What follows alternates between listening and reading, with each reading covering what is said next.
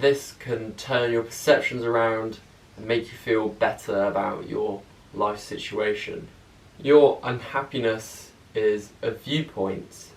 It's not actually the things that are making you unhappy, it's how you perceive them. I used to pride myself on being a blind optimist. Like, I'd always just assume things were okay, people had the best intentions, nothing could go wrong. And looking back, this was like childhood naivety. I didn't want to look at the negative. But I was always blissful like a child. Like, I was always happy, just blissfully unaware. Ignorance is bliss. As I started learning how to take groups of kids climbing at work, and I made some failures, I made some mistakes in life, I had to become more biased towards negative. In these coaching sessions, when I'd take kids climbing, you'd always have to be putting yourself into the future and seeing what could go wrong, what harm could be caused, and managing it so it doesn't happen. So for the past year, I've really been focusing on my shortcomings and how things can go wrong. Fear is the greatest motivator, so I've been thinking about how bad things could be, etc. But you find what you're looking for. That's the first quote today. You find what you're looking for. So now all I see habitually is my shortcomings and where things are going wrong. So now I'm less happy. My current life situation is actually really good. I bought myself a van so I can travel and climb and be comfortable, and this is something I've wanted for so long, and now have it. It's like, oh, got a van. You know, I'm always just focusing on the negatives, so my perception is negative and I'm feeling it too. You find what you're looking for. This is a really helpful quote for finding your motives. You can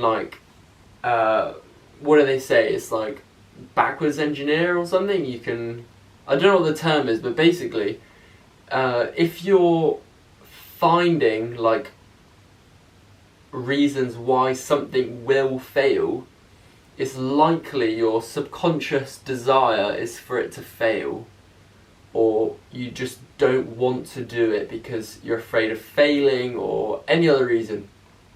That would be personal to you, but if you're finding reasons why something won't work, that's what you want. A real life example of how this, example for you. The other day I pulled a bit of nail out of wood and it flicked off onto the pavement. And so I was looking around for this nail, and when you're looking for something, have you noticed that similar things grab your attention? So I was looking for the nail and then boom, I locked onto a stick that was this big, as if I'd found the nail. I was like, oh, stick. It was similar and I found it. You might have noticed this. I had another really funny one the other day. I can't remember what it was. If you're looking for something green, you'll look at you'll lock onto greens. So that's a physical example for you that you can relate to. Hopefully that will help you believe in this. The second quote is, when you change the way you look at things, the things you look at change. When you change the way you look at something, when you change your perception, the thing you're looking at changes. So, for example, if you're looking at your current life, or let's say even your bedroom, with a negative bias, you're in a negative space and you're perceiving things negatively because of your mood, you will see the negatives in your room. You will see things that make you unhappy and things that could be better, and you'll see your shortcomings like in how the room is. You see the mess and like how it reflects you as a person. But if you do some gratitude practice and each day you become more and more grateful and you look at your room through the lens of gratitude, you change your perception to a positive one, you'll see all the things you have in your room to be grateful for. The room itself hasn't changed. You have changed, and what that means is you can be in the same life situation and either feel negative or positive.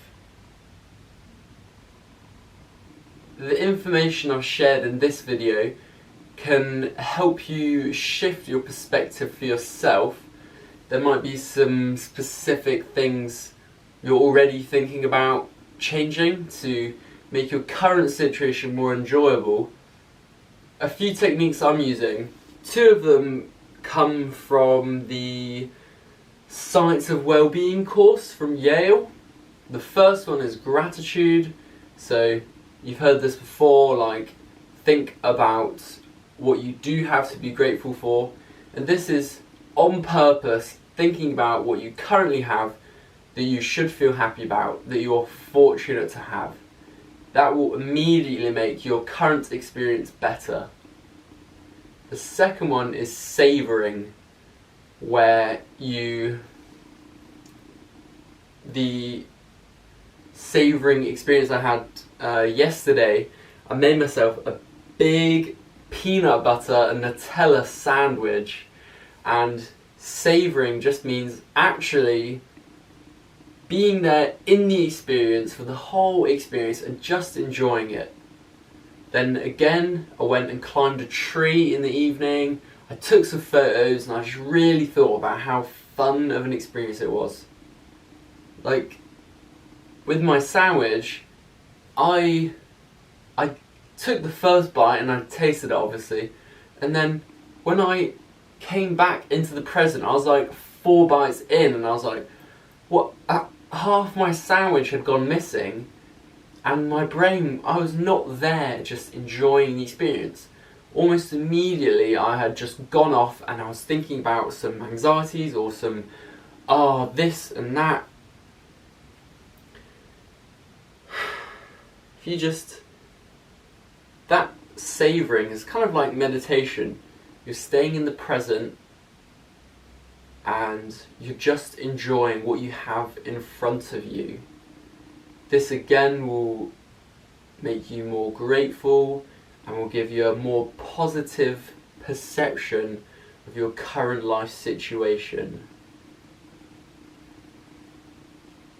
If you want to carry on shifting your perspectives and change your mindset, we can have a private dialogue and I can give you some personal feedback for your situation. You can ask me some questions. All the Stoics used conversation to actually change people and influence them positively, and we can do this over Zoom. See you in the next video.